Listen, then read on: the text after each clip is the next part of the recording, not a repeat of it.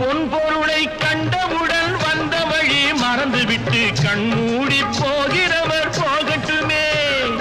என் மனதை நான் அறிவேன், என் உறவை நான் மறவேன், எதுவான போதிலும் ஆகட்டுமே. நன்றி மறவாத நல்ல மனம் போதும், என்றும் அதுவே என் மூலதனம் ஆகும். கண்ணை நம்